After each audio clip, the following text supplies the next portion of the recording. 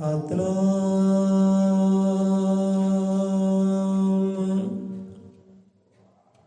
ਸ਼੍ਰੀ ਵਾਲਮੀਕ ਸਾਹਿਬ ਜੀ।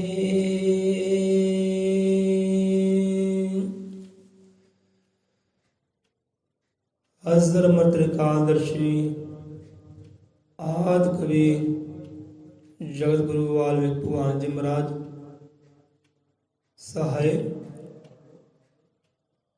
ਸ਼ਬਦ ਗੁਰੂ ਮਹਾਰਾਜ ਸਭ ਜੀਵਾਂ ਦੇ ਦਾਤਾ ਜੀ ਅੰਗ ਸੰਗ ਸਹਾਈ ਹੋਣ। ਸੁਗਰਾ ਦੇ ਨਾਮ ਦਾ ਓਟ ਆਸਰਾ ਲੈਂਦੇ ਹੋਏ ਅੱਜ ਦਾ ਸਾਸੰਗ ਸ਼ਬਦ ਵਿਚਾਰ ਆਰੰਭ ਕਰਦੇ ਹਾਂ। ਬੋਲੇ ਸੌਂਦਰ ਪੈ ਅਜ਼ਰ ਮਤ੍ਰਿਕਾਦਰਸ਼ੀ ਸ੍ਰਿਸ਼ਟੀ ਕਰਤਾ ਜਗਤ ਗੁਰੂ ਵਾਲਮੀਕ ਦੇ ਆਵਾਨ ਜੀ ਕੀ ਜੈ। ਸਾਹਿਬ ਕਮਾਲ ਸਤਿਗੁਰੂ ਗਿਆਨਨਾਥ ਮਹਾਰਾਜ ਜੀ ਕੀ ਜੈ। ਸਰਬ ਸਾਧ ਸੰਗਤ ਜੀ ਕੀ ਜੈ ਹੋਵੇ। ਸੰਤਾਂ ਭਗਤਾਂ ਕੀ ਸਦਾ ਸਦਾ ਜਗ ਤੇ ਜੈ ਹੋਵੇ।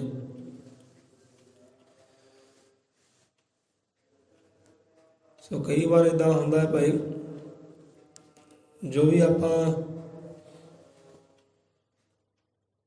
ਸ਼ਬਦ ਵਿਚਾਰਨਾ ਹੁੰਦਾ ਹੈ, ਸ਼ਬਦ ਤੋਂ ਵਿਚਾਰ ਲੈਣੀ ਹੁੰਦੀ ਹੈ, ਉੱਦਾਂ ਦੀ ਵਿਚਾਰ ਜਿਹੜੀ ਨਾ ਗੁਰੂਆਂ ਦੀ ਬਾਣੀ ਵਿੱਚ ਵੀ ਆ ਜਾਂਦੀ ਹੈ, ਗੁਰੂਆਂ ਦੀ ਕਥਾ ਕਹਾਣੀ ਵਿੱਚ ਵੀ ਆ ਜਾਂਦੀ ਹੈ। ਸੋ ਅੱਜ ਦਾ ਵਿਚਾਰ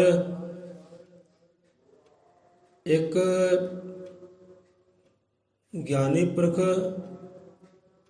ਅਤੇ ਅਗਿਆਨੀ ਪੁਰਖ ਨੂੰ ਲੈ ਕੇ ਹੈ। ਇੱਕ ਗੁਰਮੁਖ ਇੱਕ ਮਨਮੁਖ ਨੂੰ ਲੈ ਕੇ ਹੈ। ਸੋ ਇੱਥੇ ਹੀ ਸਤਿਗੁਰੂ ਗਿਆਨਨਾਥ ਮਹਾਰਾਜ ਦੀ ਅੰਮ੍ਰਿਤ ਕਥਾ ਨੂੰ ਗਾਉਂਦੇ ਆ, ਪੜ੍ਹਦੇ ਹਾਂ। ਜਿਹਦਾ ਕਹਿੰਦੇ ਆ ਕਿ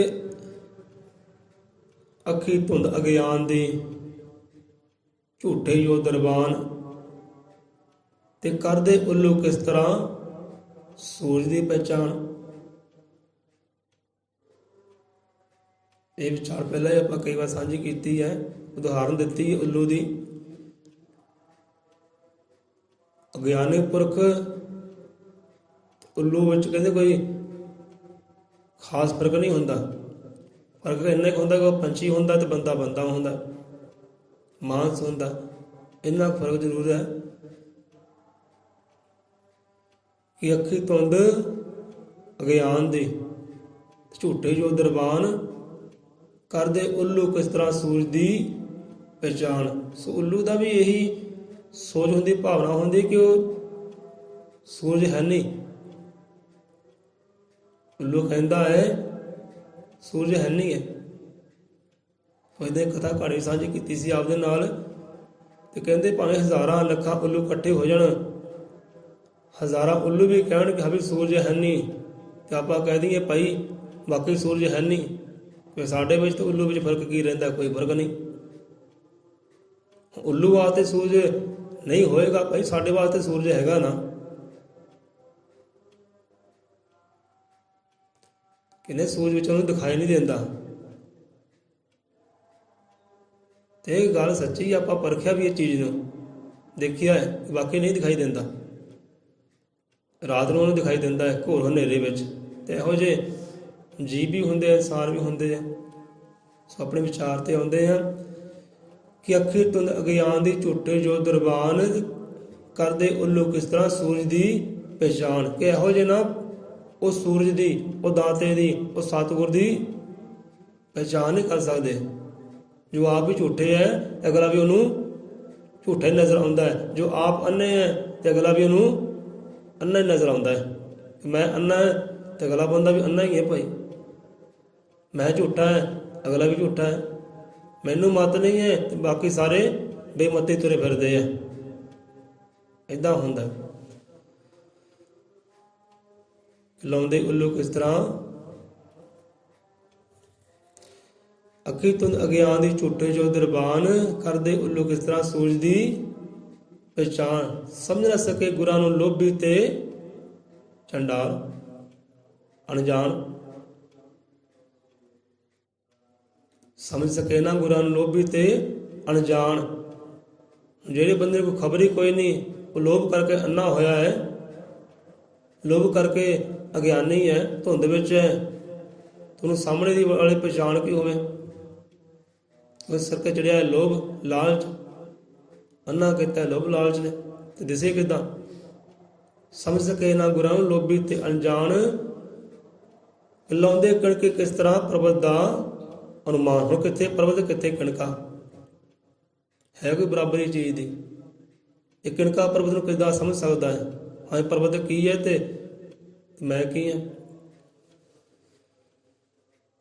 ਸੋ ਵਿਚਾਰ ਤੇ ਆਉਂਦੇ ਆ। ਹੁਣ ਇਹੋ ਜਿਹੇ ਜੀਵ ਹੁੰਦੇ ਆ ਕਿ ਉਹ ਇੱਕ ਸਿਆਣੇ ਪੁਰਖ ਨੂੰ ਵੇਖਦੇ ਆ, ਭਗਤ ਨੂੰ ਵੇਖਦੇ ਆ, ਸੰਤ ਨੂੰ ਵੇਖਦੇ ਆ, ਜਾਂ ਗੁਰਮੁਖ ਨੂੰ ਵੇਖਦੇ ਆ, ਗਿਆਨੀ ਨੂੰ ਵੇਖਦੇ ਆ, ਤੇ ਉਹਨਾਂ ਦੇ ਕਰਦੇ ਉਹ ਭੇਖ ਰੀਸਾਂ ਕਰਦੇ ਆ।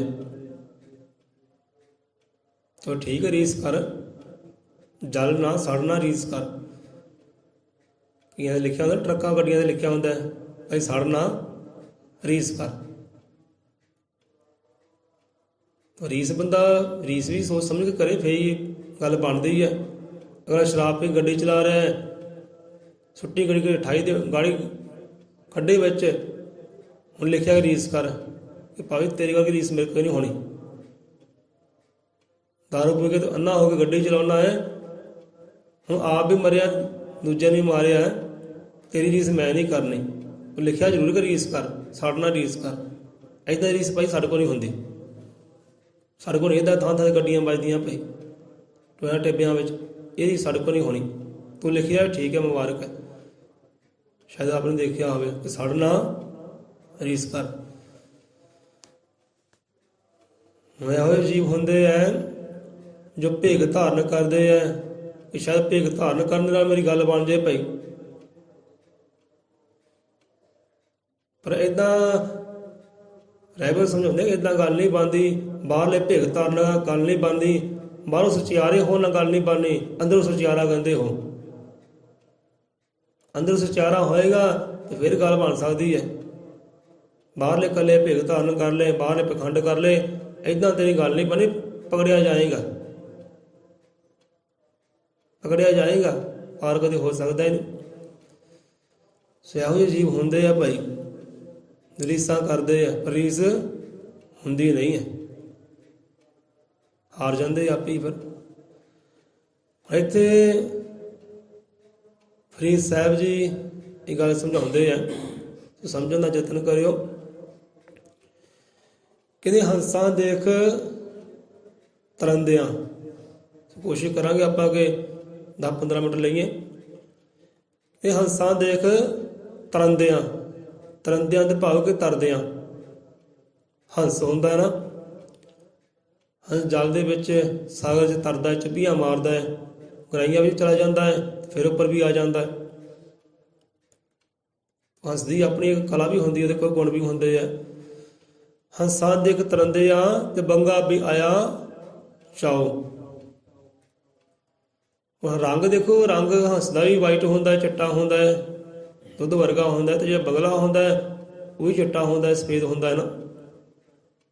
ਰੰਗ ਦਾ ਕੋਈ ਫਰਕ ਨਹੀਂ ਹੈ, ਅੰਦਰਲੇ ਸੁਭਾਅ ਦਾ, ਅੰਦਰਲੇ ਗੁਣਾਂ ਦਾ, ਤੱਤ ਦਾ ਫਰਕ ਹੁੰਦਾ ਹੈ, ਮਸ ਦਾ ਫਰਕ ਹੁੰਦਾ ਹੈ। ਬਾਹਰਲਾ ਜਿਹੜਾ ਸੁਭਾਅ, ਬਾਹਰਲਾ ਜਿਹੜਾ ਰੰਗ ਰੋਗਨ ਹੈ, ਉਹ ਇੱਕੋ ਹੀ ਸੇਮ ਬਰਾਬਰ ਹੀ ਹੈ।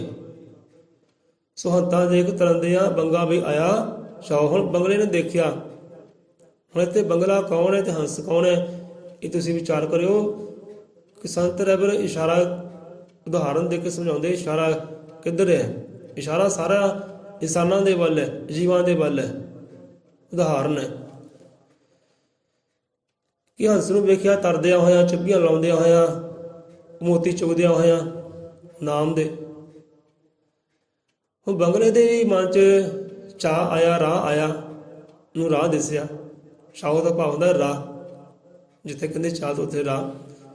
ਉਹਦੇ ਮਨ 'ਚ ਚਾਹ ਆਇਆ ਤਾਂ ਰਾਹ ਦਿਸਿਆ ਉਹਨੂੰ, ਲੈ ਵੀ ਉਹ ਇਹ ਹੰਸ ਤਾਂ ਹੈ ਤਾਂ ਮੇਰੇ ਵਰਗਾ ਹੀ ਹੈ, ਚਲੋ ਮੈਂ ਵੀ ਇਹਦੀ ਰੀਸ ਕਰਾਂ। ਇਸ ਸਾਗਰ ਵਿੱਚ ਝੀਲਾਂ ਦੀ ਚੁੱਭੀਆਂ ਮਾਰਦਾ ਹੈ, ਮੋਤੀ ਚੁਗਦਾ ਹੈ, ਮੈਂ ਵੀ ਰੀਸ ਕਰਾਂ ਇਹਦੀ। ਰੀਸ ਕਰਨ ਲੱਗਾ ਬੰਗਲਾ ਕਿ ਹੰਸਾਂ ਦੇਖ ਤਰੰਦਿਆਂ ਬੰਗਾ ਵੀ ਆਇਆ ਚਾਓ। ਹੁਣ ਚਾਅ ਆਇਆ, ਰਾਹ ਆਇਆ, ਜਿਹੜੀ ਚਾਲ ਇਹ ਕਰਦਾ ਹੈ ਉਹੀ ਚਾਲ ਮੈਂ ਵੀ ਕਰਾਂ, ਜਿਹੜੀ ਰਾਤ ਇਹ ਚੱਲਦਾ ਹੈ ਉਹ ਰਾਤ ਮੈਂ ਵੀ ਚੱਲਾਂ, ਜੋ ਮਾਨ ਸਮਾਨ ਇਹ ਪਾਉਂਦਾ ਹੈ ਕਿ ਕਾਸ਼ ਉਹ ਮਾਨ ਸਮਾਨ ਵਡਿਆਈਆਂ ਮੈਂ ਵੀ ਪ੍ਰਾਪਤ ਕਰ ਲਾਂ। ਹੁਣ ਹੰਸ ਵਾਲੀ ਚਾਲ ਉਹ ਚੱਲਣ ਲੱਗਾ ਬੰਗਲਾ। ਤੇ ਹੋਇਆ ਕਿ ਡੁੱਬ ਮੋਏ ਬੱਗ ਬਬੋੜੇ, ਇਹ ਡੁੱਬ ਮੋਏ ਬੱਗ ਬਬੋੜੇ ਸਿਰ ਥਲ ਉੱਪਰ ਪਾਉ। ਹੁਣ ਬੰਗਲਾ ਹੰਸ ਦੀ ਕਰ ਲਗਾ ਰੀਸ, ਹੰਸ ਦੀ ਚਾਲ ਤੇ ਚੱਲਣ ਲੱਗਾ। ਇਹਦਾ ਕੋਈ ਗੱਲ ਨਹੀਂ, ਬਾਹਰੋਂ ਚਿੱਟਾ ਹੈ ਮੈਂ ਵੀ ਚਿੱਟਾ ਹੀ ਹਾਂ, ਰੀਸ ਕਰਦੇ ਹਾਂ। ਹੁਣ ਰੀਸ ਕੀਤੀ ਬੰਗਲੇ ਨੇ ਹੰਸ ਦੀ, ਤੇ ਹੋਇਆ ਕੀ ਹੈ, ਉਹ ਤਰਿਆ ਨਹੀਂ, ਡੁੱਬ ਗਿਆ। ਜੋ ਕਲਾ ਹੁੰਦੀ ਹੈ, ਗੁਣ ਹੁੰਦਾ ਹੈ, ਉਹਦੇ ਕੋਲ ਗਿਆਨ ਹੈ, ਉਹ ਗਿਆਨੀ ਹੈ। ਭੇਖ ਹੈ ਸਿਰਫ ਇੱਕ, ਭੇਸ ਹੈ। ਰੱਬ ਕਦੇ ਨਾ ਭੇਜਦਾ ਕੀਤੇ ਵਾਲੇ ਭੇਸ।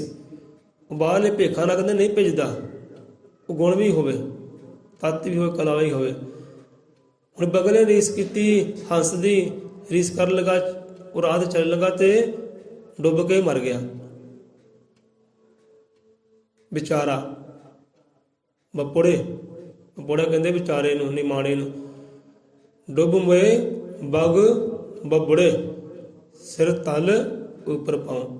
ਹੁਣ ਸਿਰ ਜਿਹੜਾ ਪਾਣੀ ਥੱਲੇ ਹੋ ਗਿਆ ਤੇ ਪੈਰ ਉੱਪਰ ਨੂੰ ਹੋ ਗਏ, ਉਲਟਾ ਹੋ ਕੇ ਖਤਮ ਹੋ ਗਿਆ, ਮਰ ਹੋ ਗਿਆ। ਹੁਣ ਸਮਝਾਉਣ ਦਾ ਯਤਨ ਕੀ ਕਰਦੇ ਆ ਫਰੀਦ ਸਾਹਿਬ ਕਿ ਭਾਈ ਇੱਕ ਗਿਆਨੀ ਬੰਦਾ ਹੁੰਦਾ ਹੈ, ਗੁਰਮੁਖ ਹੁੰਦਾ ਹੈ, ਸੰਤ ਹੁੰਦਾ, ਭਗਤ ਹੁੰਦਾ ਨਾ। ਹੁਣ ਕਈ ਸੰਤਾਂ ਦੀ ਕਰਦੇ ਰੀਸ, ਲੈ ਵੀ ਬੜੇ ਮਾਨ ਸਮਾਨ ਪ੍ਰਾਪਤ ਕਰਦੇ ਜਾਏ, ਅਸੀਂ ਬਾਣੇ ਪਾ ਲਈਏ, ਇਹ ਭਗਵੇਂ ਚੋਲੇ ਕਿਤੇ ਅਸੀਂ ਸਫੇਦ ਚੋਲੇ, ਲਾਲ ਚੋਲੇ ਅਸੀਂ ਪਾ ਲਈਏ, ਸ਼ਾਇਦ ਸਾਡੀ ਵੀ ਤਾਂ ਸ਼ਾਨ ਹੋ ਜਾਏ। ਰੀਸ ਕੀਤੀ ਉਹਨਾਂ ਦੀ, ਗੁਰਮੁਖਾਂ ਦੀ, ਪਿਆਰਿਆਂ ਦੀ, ਪਰ ਉਹਨਾਂ ਦੀ ਭਾਵਨਾ ਅੰਦਰੋਂ ਕੁਝ ਹੋਰ ਹੁੰਦੀ ਹੈ, ਬਾਹਰੋਂ ਕੁਝ ਹੋਰ ਹੈ। ਪਰ ਬਾਹਰਲੇ ਭੇਖ ਦੇ ਕੇ ਬੰਦੇ ਰੀਸ ਕਰ ਲਈ, ਉਹ ਗਿਆਨੀ ਦੀ, ਉਹ ਧਿਆਨੀ ਦੀ, ਉਹ ਸੰਤ ਦੀ। ਤਾਂ ਹੋਇਆ ਕੀ ਹੈ, ਵਡਾਈਆਂ ਦਾ ਪਾਤਰ ਬਣ ਸਕਿਆ ਇਹਨੂੰ, ਵਡਾਈ ਦਾ ਪਾਤਰ ਨਹੀਂ ਬਣ ਸਕਿਆ। ਕਿਉਂਕਿ ਫਰਕ ਹੈ, ਬਾਹਰਲਾ ਭੇਖ ਤਾਂ ਧਾਰਨ ਕਰ ਲਿਆ, ਪਰ ਅੰਦਰਲਾ ਗਿਆਨ ਕਿੱਥੋਂ ਆਵੇ, ਅੰਦਰਲੀ ਸੋਝੀ ਕਿੱਥੋਂ ਆਵੇ, ਉਹ ਅੰਦਰ ਦੀ ਕਲਾ ਕਿੱਥੋਂ ਆਵੇ, ਉਹ ਅੰਦਰ ਵਾਲਾ ਪ੍ਰੇਮ ਕਿੱਥੋਂ ਆਵੇ। ਉਹਦੇ ਵਾਸਤੇ ਪਿਆਰਾ ਤੈਨੂੰ ਅੰਦਰੋਂ ਸੱਚਿਆਰਾ ਹੋਣਾ ਪੈਣਾ ਨਾ। ਬਾਹਰੋਂ ਤਾਂ ਸੁੱਚਮ ਸੁੱਚਾ ਹੋ ਗਿਆ, ਪਰ ਅੰਦਰੋਂ ਕਿੰਨੇ ਕਰਨਾ। ਸੰਤਾਂ ਨਾਲ ਜੋੜ, ਰੱਬ ਦੀ ਬੰਦਗੀ ਨਾਲ ਜੋੜ, ਸਿਮਰਨ ਨਾਲ ਜੋੜ, ਤਾਂ ਜੋ ਅੰਦਰੋਂ ਤੂੰ ਸੱਚਿਆਰਾ ਹੋ ਸਕੇ। ਇਹ ਸੱਚਿਆਰਾ ਹੋਈ ਹੈ ਜੇ ਕੂੜੇ ਕੋਠੇ ਪਾਲ, ਇਹ ਹੁਕਮ ਰਜਾਈ ਚੱਲਣਾ ਤੇ ਨਾਨਕ ਲਿਖਿਆ ਨਾਲ। ਕਹਿੰਦੇ ਆਪਣੇ ਸਤਿਗੁਰ ਦੀ, ਉਹ ਮੁਰਸ਼ਿਦ ਦੇ ਹੁਕਮ ਦੀ ਪਾਲਣਾ ਕਰ, ਉਹਦੇ ਹੁਕਮ ਦੀ ਚੱਲਣਾ ਕਰ, ਤਾਂ ਜੋ ਤੇਰੇ ਅੰਦਰੋਂ ਕੂੜ ਦੀ ਨਾ, ਪਖੰਡ ਦੀ ਕੰਧ ਉਹ ਢਹਿ ਜਾਏ, ਅੰਦਰੋਂ ਤੂੰ ਸੱਚਿਆਰਾ ਹੋ ਜਾਏ। ਸੋ ਅੰਦਰੋਂ ਸੱਚਿਆਰਾ ਹੋਣ ਦੀ ਲੋੜ ਹੈ, ਬਾਹਰੋਂ ਤਾਂ ਜਿੱਦਾਂ ਦਾ ਹੈ ਠੀਕ ਹੀ ਹੈ, ਮੁਬਾਰਕ ਹੀ ਹੈ। ਸੋ ਬਾਹਰਲੇ ਭੇਖ ਧਾਰਨਾ ਕਰ, ਲੈ ਵੀ ਫਲਾਨਾ ਗਿਆਨੀ ਇੱਦਾਂ ਕਰਦਾ, ਸੰਤ ਦਾ ਭਰਾਵਾ ਇੱਦਾਂ, ਉਹਦੀ ਚਾਲ ਇਹੋ ਹੈ, ਇੱਦਾਂ ਬੋਲਦਾ ਹੈ, ਉਹ ਉਹਦੀ ਬੋਲੀ ਮੈਂ ਬੋਲਾਂ, ਉਹਦੇ ਪਹਿਰਾਵੇ ਮੈਂ ਪਾਵਾਂ ਤੇ ਮੇਰੀ ਚੜ੍ਹਦੀ ਕਲਾ ਹੋ ਜਾਏਗੀ। ਇੱਦਾਂ ਚੜ੍ਹਦੀ ਕਲਾ ਨਹੀਂ ਹੋਣੀ ਪਿਆਰਿਆ, ਡੁੱਬੇਗਾ ਜ਼ਰੂਰ, ਲਾਂਤਾ ਹੀ ਖੱਟੇਗਾ। ਇਸ ਕਰਕੇ ਤੂੰ ਅੰਦਰੋਂ ਸੱਚਿਆਰਾ ਹੋ। ਸੋ ਹੰਸਾਂ ਜੇ ਤਰੰਦਿਆ ਬੰਗਾ ਵੀ ਆਇਆ ਚਾਓ, ਡੁੱਬ ਮੇ ਬੱਗ ਬੁੜੇ ਸਿਰ ਤਲ ਉੱਪਰ ਪਾਉ। ਸੋ ਹੀ ਕਿਤੇ ਹਾਲ ਬੰਗਲੇ ਵਾਲਾ ਨਾ ਹੋਵੇ ਕਿ ਡੁੱਬ ਕੇ ਹੀ ਮਰ ਜਾਏ। ਸੋ ਅੰਦਰੋਂ ਸੱਚਿਆਰਾ ਹੋ। ਬਾਹਰੋਂ ਤਾਂ ਦੇਖੋ ਬੰਗਲਾ ਵੀ ਉਹੀ ਰੰਗ ਦਾ ਹੁੰਦਾ ਹੈ ਤੇ ਹੰਸ ਵੀ ਉਹੀ ਰੰਗ ਦਾ ਹੈ। ਸੋ ਏਦਾਂ ਸਮਝਾਉਂਦੇ ਹੈ। ਸੋ ਇੱਥੇ ਬਾਣੀ ਵਿੱਚ ਵੀ ਇਹ ਗੱਲ ਆਉਂਦੀ ਹੈ ਕਿ ਚਾਹੇ ਕੋਈ ਮਨਮੁਖ ਹੈ, ਬੇਸਮਝ ਹੈ, ਕਹਿੰਦਾ ਮੈਂ ਪਾਪੀ ਹਾਂ, ਗੁਨੇਗਾਰ ਹੈ। ਸੋ ਪਾਪੀ ਗੁਨੇਗਾਰ ਵੀ ਉਹ ਸੱਚ ਨੂੰ ਪਾ ਸਕਦਾ ਹੈ, ਹੱਕ ਨੂੰ ਪਾ ਸਕਦਾ ਹੈ, ਆਪਣੀ ਆਪਣੇ ਖਾਸ ਸਵਾਰ ਸਕਦਾ ਹੈ ਜੇ ਉਹ ਅੰਦਰੋਂ ਸੱਚਿਆਰਾ ਹੋਣ ਦੀ ਕੋਸ਼ਿਸ਼ ਕਰੇ, ਉਹ ਸੱਚ ਦੇ ਨਾਲ ਜੁੜੇ ਤਾਂ, ਪਖੰਡ ਦੇ ਨਾਲ ਨਹੀਂ, ਭੇਖ ਦੇ ਨਾਲ ਨਹੀਂ, ਸੱਚ ਨਾਲ ਜੁੜੇ ਤਾਂ ਉਹ ਸੱਚਿਆਰਾ ਹੋ ਸਕਦਾ ਹੈ। ਵੱਡੀ ਗੱਲ ਨਹੀਂ ਹੈ, ਇਹ ਕਈ ਹੋਏ ਆ। ਗੁਰੂਆਂ ਦੀ ਬਾਣੀ ਵੀ ਇੱਥੇ ਸਮਝਾਉਂਦੀ ਹੈ, ਗੁਰੂ ਗਿਆਨ ਮਹਾਰਾਜ ਆਪ ਇੱਥੇ ਸਮਝਾਉਂਦੇ ਆ ਕਿ ਹੰਸ ਬਣੇ ਹਰੀ ਪੂਜ ਕੇ, ਹੰਸ ਬਣੇ ਹਰੀ ਪੂਜ ਕੇ। ਹੁਣ ਜਿੱਦਾਂ ਸੰਤ ਕਰਦਾ ਹੈ ਨਾ, ਜਿੱਦਾਂ ਗਿਆਨੀ ਧਿਆਨੀ ਕਰਦਾ, ਬੰਦਗੀ ਕਰਦਾ ਹੈ ਨਾ, ਕਿ ਤੂੰ ਬੰਦਗੀ ਕਰ, ਭੇਖਾਂ 'ਚ ਨਹੀਂ ਪੈਂਦਾ। ਤੂੰ ਭੇਖਾਂ 'ਚ ਪੈ ਗਿਆ, ਤੂੰ ਬੰਦਗੀ ਕਰ। ਕਿ ਹੰਸ ਬਣੇ ਹਰੀ ਪੂਜ ਕੇ, ਤੂੰ ਵੀ ਹੰਸ ਬਣ ਸਕਦਾ ਹੈ, ਕੋਈ ਗੱਲ ਨਹੀਂ। ਹੁਣ ਬੰਗਲਾ ਤਾਂ ਕੀ ਹੋਇਆ, ਹੁਣ ਕਾਂ ਤਾਂ ਕੀ ਹੋਇਆ, ਤੂੰ ਹੰਸ ਬਣ ਸਕਦਾ ਹੈ।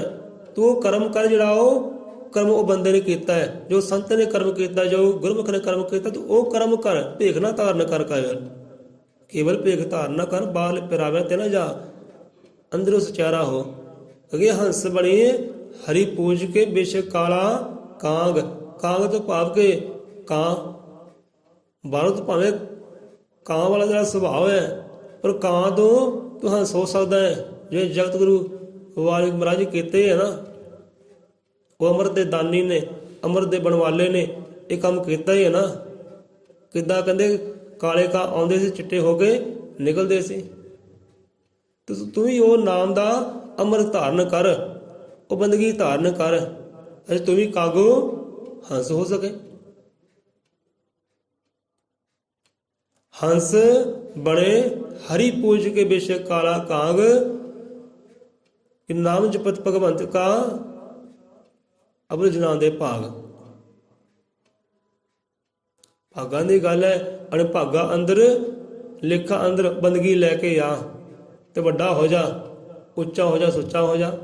ਏਦਾਂ ਤੂੰ ਹੋ ਸਕਦਾ ਕਹਿੰਦੇ, ਬਾਹਰਲੇ ਭੇਖ ਧਾਰਨ ਕਰਕੇ ਨਹੀਂ, ਬਾਹਰਲੇ ਪਖੰਡ ਕਰਕੇ ਨਹੀਂ, ਏਦਾਂ ਹੋ ਸਕਦਾ ਹੈ। ਹੰਸ ਬਣੇ ਹਰੀ ਪੂਜ ਕੇ, ਉਹ ਹਰੀ ਨੂੰ ਪੂਜਣਾ ਕਰ, ਉਹਦੇ ਨਾਮ ਨੂੰ ਪੂਜਣਾ ਕਰ, ਧਿਆਉਣਾ ਕਰ, ਬੰਦਗੀ ਕਰ, ਸਿਮਰਨ ਕਰ, ਤਾਂ ਅੰਦਰੋਂ ਸਚਿਆਰਾ ਹੋ ਸਕੇ। ਸੋ ਇੱਥੇ ਗੁਰੂ ਨਾਨਕ ਦੇਵ ਵੀ ਇਹੀ ਗੱਲ ਸਮਝਾਉਂਦੇ, ਇਸ਼ਾਰੇ ਦੇਖੋ ਸੰਤਾਂ ਰਹਿਬਰਾਂ ਨੇ ਇਸ਼ਾਰੇ ਕੀਤੇ, ਭਾਵੇਂ ਸ਼ਬਦ ਅਲੱਗ ਅਲੱਗ, ਇਸ਼ਾਰਾ ਇੱਕੋ ਹੀ ਹੈ। ਹੰਸ ਬਣੇ ਹਰੀ ਪੂਜ ਕੇ, ਬੇਸ਼ੱਕ ਕਾਲਾ ਕਾਂਗ। ਕਾਂ ਵਾਲੇ ਸੁਭਾਅ ਵਾਲਾ ਬੰਦਾ ਵੀ ਨਾ, ਝੂਠਾ ਬੰਦਾ ਵੀ ਕਹਿੰਦੇ ਸਚਿਆਰਾ ਹੋ ਸਕਦਾ ਹੈ, ਜੇ ਕੋ ਸਚਿਆਰੇ ਕੰਮ ਕਰ ਲੈ ਤਾਂ, ਉਹ ਸੰਤਾਂ ਵਾਲੇ ਕਰਮ ਕਰ ਲੈ ਤਾਂ, ਸੰਤਾਂ ਵਾਲੀ ਬੰਦਗੀ ਕਰ ਲੈ ਤਾਂ, ਉਹ ਹਰੀ ਨੂੰ ਪੂਜਣਾ ਕਰ ਲੈ ਤਾਂ ਕਾਗੋ ਹੰਸ ਹੋ ਸਕਦਾ ਹੈ। ਹੁਣ ਇੱਥੇ ਗੁਰੂ ਨਾਨਕ ਦੇਵ ਬਸ ਇਹੀ ਸ਼ਬਦ ਹੈ, ਕਹਿੰਦੇ ਕਿਆ ਹੰਸ ਕਿਆ ਬੰਗੁਲਾ, ਕਿਆ ਹੰਸ ਕਿਆ ਬੰਗੁਲਾ, ਜਾਂ ਕੋ ਨਜ਼ਰ ਕਰੇ। ਕਿਆ ਹੰਸ ਕਿਆ ਬੰਗਲਾ, ਜਾਂ ਕੋ ਨਜ਼ਰ ਧਰੇ ਜਾਂ ਕਰੇ। ਕਹਿੰਦੇ ਪਿਆਰੋ ਗੱਲ ਤਾਂ ਉਹਦੀ ਨਜ਼ਰ ਸਵੱਲੀ ਦੀ ਹੈ, ਗੱਲ ਤਾਂ ਉਹਦੀ ਕਿਰਪਾ ਦੀ ਹੈ। ਜੇ ਗੁਰੂ ਵਾਲਮੀਕ ਸਮਝਾਉਂਦੇ ਨੇ ਕਿ ਜਦੋਂ ਪਰਮਾਤਮਾ ਦੀ ਸ਼ਾਹ ਕਿਰਪਾ ਨਹੀਂ ਹੁੰਦੀ, ਉਦੋਂ ਤੱਕ ਇਹੋ ਜਿਹੇ ਸੁੱਖ ਨਹੀਂ ਆਉਂਦੇ, ਆਨੰਦ ਨਹੀਂ ਆਉਂਦੇ, ਸਿਫਤਾਂ ਵਡਿਆਈਆਂ ਨਹੀਂ ਆਉਂਦੀਆਂ, ਜਦੋਂ ਤੱਕ ਉਹਦੀ ਕਿਰਪਾ ਨਹੀਂ ਹੁੰਦੀ ਤਾਂ। ਸੋ ਕਿਰਪਾ ਦਾ ਪਾਤਰ ਬਣ, ਉਹਦੀ ਨਜ਼ਰ ਸਵੱਲੀ ਦਾ ਪਾਤਰ ਬਣ, ਆਪਣੀ ਨਜ਼ਰ ਉਧਰ ਕਰ। ਫਿਰ ਰੱਬ ਤਾਂ ਨਜ਼ਰ ਕਰਦਾ ਹੈ, ਸਤਿਗੁਰ ਤਾਂ ਨਜ਼ਰ ਕਰਦਾ ਹੈ, ਇਹ ਬੰਦੇ ਦੀ ਨਜ਼ਰ ਵੀ ਕਿਤੇ, ਬੰਦੇ ਦਾ ਧਿਆਨ ਵੀ ਕਿਤੇ ਉਧਰ ਹੋਵੇ। ਹੁਣ ਬੰਦੇ ਦਾ ਧਿਆਨ ਕਿੱਧਰ ਹੈ, ਬੰਦਾ ਆਪ ਵਿਚਾਰ ਕਰ ਲੈ। ਬੰਦੇ ਦਾ ਧਿਆਨ ਕਿੱਧਰ ਹੈ, ਬੰਦੇ ਦੀ ਨਜ਼ਰ ਕਿੱਧਰ ਹੈ, ਬੰਦੇ ਦੀ ਅੱਖ ਕਿੱਧਰ ਹੈ। ਇਹ ਆਪਣੀ ਅੱਖ ਵੀ ਉਧਰ ਕਰੇ ਜਿਹੜਾ ਤੈਨੂੰ ਹਰ ਵੇਲੇ ਹੀ ਦੇਖ ਰਿਹਾ ਹੈ। ਹਰ ਵੇਲੇ ਤੂੰ ਉਹਦੇ ਧਿਆਨ ਦੇ ਵਿੱਚ ਹੈ, ਤੂੰ ਉਹਦੇ ਖਿਆਲ ਦੇ ਵਿੱਚ ਹੈ, ਤੂੰ ਵੀ ਖਿਆਲ ਉਧਰ ਕਰ, ਤੂੰ ਵੀ ਧਿਆਨ ਉਧਰ ਕਰ, ਤੂੰ ਵੀ ਆਪਣੀ ਅੱਖ ਉਧਰ ਕਰ, ਨਜ਼ਰ ਉਧਰ ਕਰ, ਤਾਂ ਹੀ ਨਜ਼ਰਾਂ ਮਿਲਣਗੀਆਂ ਨਾ। ਪ੍ਰੇਮ ਕਿੱਦਾਂ ਹੁੰਦਾ, ਮੁਹੱਬਤ ਕਿੱਦਾਂ ਹੁੰਦੀ, ਜਦੋਂ ਨਜ਼ਰ ਦੇ ਨਾਲ ਨਜ਼ਰ ਮਿਲਦੀ ਹੈ, ਦਿਲ ਨਾਲ ਦਿਲ ਮਿਲਦੇ ਹੈ, ਤਾਂ ਹੀ ਰਾਸ ਆਉਂਦੀ ਹੈ। ਸੋ ਇੱਥੇ ਗੁਰੂ ਨਾਨਕ ਦੇਵ ਜੀ ਬੜੇ ਪਿਆਰ ਦੇ ਨਾਲ ਸਮਝਾਉਣਾ ਕਰਦੇ ਕਿ ਬੰਦੇ ਨੂੰ ਸਮਝ ਆ ਜਾਏ। ਕਹਿੰਦੇ ਕਿਆ ਹੰਸ ਕਿਆ ਬੰਗਲਾ, ਕੀ ਗਿਆਨੀ ਕੀ ਅਗਿਆਨੀ, ਕੀ ਮੂਰਖ ਕੀ ਸਿਆਣਾ। ਕਹਿੰਦੇ ਨੇ ਇੱਥੇ ਨਾ ਕੋਈ ਮੂਰਖ ਨਾ ਕੋਈ ਸਿਆਣਾ, ਵਰਤੇ ਸਭ ਤੇਰਾ ਭਾਣਾ। ਸਾਰਾ ਕਹਿੰਦੇ ਤੇਰਾ ਭਾਣਾ ਹੈ, ਤੇਰੀ ਰਜ਼ਾ ਹੈ, ਤੇਰਾ ਹੁਕਮ ਹੈ, ਸਾਰੀ ਤੇਰਾ ਭਾਣਾ ਹੈ, ਤੇਰੀ ਰਜ਼ਾ ਹੈ ਭਾਈ। ਤੇ ਨਾ ਇੱਥੇ ਕੋਈ ਮੂਰਖ ਹੈ, ਨਾ ਕੋਈ ਇੱਥੇ ਸਿਆਣਾ ਹੈ। ਜਿੱਥੇ ਨਜ਼ਰ ਤੇਰੀ ਹੁੰਦੀ ਹੈ ਤੇ ਤੇਰੇ ਭਾਣੇ ਅੰਦਰ ਚੱਲਦੇ ਹੈ, ਉਹ ਤਾਂ ਮੂਰਖਾਂ ਤੋਂ ਸਿਆਣੇ ਹੋ ਜਾਂਦੇ ਹੈ। ਜਿਹੜੇ ਤੇ ਭਾਣੇ ਵਿੱਚ ਨਹੀਂ ਹੈ, ਉਹ ਫਿਰ ਤੁਹਾਨੂੰ ਆਪ ਨੂੰ ਪਤਾ ਹੀ ਹੈ। ਇੱਥੇ ਸੰਤ ਕਹਿੰਦੇ ਹੈ ਨਾ ਤਾਂ ਕੋਈ ਮੂਰਖ ਹੈ ਨਾ ਕੋਈ ਸਿਆਣਾ ਹੈ, ਸਾਰੇ ਉਹਦੇ ਭਾਣੇ ਵਿੱਚ ਕਾਰਜ ਹੋ ਰਹੇ ਹੈ। ਜੇ ਕਹਿੰਦੇ ਮੂਰਖਾਂ ਦਾ ਵੱਖਰਾ ਪਿੰਡ ਹੋਵੇ ਤਾਂ ਉੱਥੇ ਜਾਵੇ ਕੋਈ ਨਾ ਭਾਈ, ਲੈ ਵੀ ਇੱਧਰ ਮੂਰਖ ਵੱਸਦੇ ਆ। ਸੋ ਮੂਰਖਾਂ ਦਾ ਸਿਆਣਿਆਂ ਦਾ ਇੱਦਾਂ ਹੀ ਚੱਲਦਾ ਹੈ, ਇਕੱਠੇ ਰਲ ਮਿਲ ਕੇ ਗੁਜ਼ਾਰਾ ਕਰ ਲੈਂਦੇ ਆ। ਸੋ ਕਿਆ ਹੰਸ ਕਿਆ ਬੰਗਲਾ ਜਾ ਕੋ ਨਜ਼ਰ ਧਰੇ। ਕਹਿੰਦੇ ਗੱਲ ਤਾਂ ਉਹਦੀ ਨਜ਼ਰ ਦੀ ਹੈ, ਉਹਦੀ ਰਜ਼ਾ ਦੀ ਹੈ।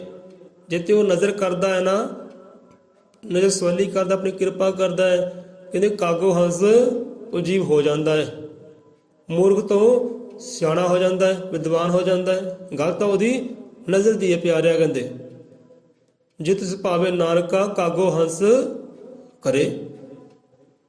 ਜਿਹੜਾ ਉਹਨੂੰ ਭਾਉਂਦਾ ਹੈ ਨਾ, ਜਿਹੜਾ ਉਹਨੂੰ ਚੰਗਾ ਲੱਗਦਾ ਹੈ, ਤਾਂ ਉਹ ਜੀਵ ਨੂੰ ਉਹ ਕਾਂ ਤੋਂ ਹੰਸ ਵੀ ਕਰ ਦਿੰਦਾ ਹੈ। ਇਹ ਉਹਦੀ ਰਹਿਮਤਾਂ ਦੀ ਗੱਲ ਹੈ, ਉਹਦੀ ਨਜ਼ਰ ਸਵੱਲੀ ਦੀ ਗੱਲ ਹੈ। ਸੋ ਬੰਦੇ ਦਾ ਧਿਆਨ ਵੀ ਉੱਧਰ ਹੋਵੇ, ਬੰਦੇ ਦਾ ਖਿਆਲ ਵੀ ਉੱਧਰ ਹੋਵੇ, ਬੰਦੇ ਦੀ ਨਜ਼ਰ ਵੀ ਉੱਧਰ ਹੋਵੇ, ਤਾਂ ਹੀ ਉਹ ਨਜ਼ਰ ਕਰਦਾ ਹੈ। ਸੋ ਇੱਥੇ ਆਓ, ਰਸਨਾ ਹੁੰਦੀਆਂ ਵਿਸ਼ਰਾਮ ਸੈਨੀ ਕੀ ਹਾਜ਼ਰ ਪ੍ਰਵਾਨ ਕਰੋ। ਸੋ ਬਾਹਰਲੇ ਪਖੰਡ ਕਰਨ ਦੇ ਨਾਲ, ਬਾਹਰਲੇ ਭੇਗ ਧਰਨ ਦੇ ਨਾਲ ਗੱਲਾਂ ਨਹੀਂ ਬਣਨੀਆਂ।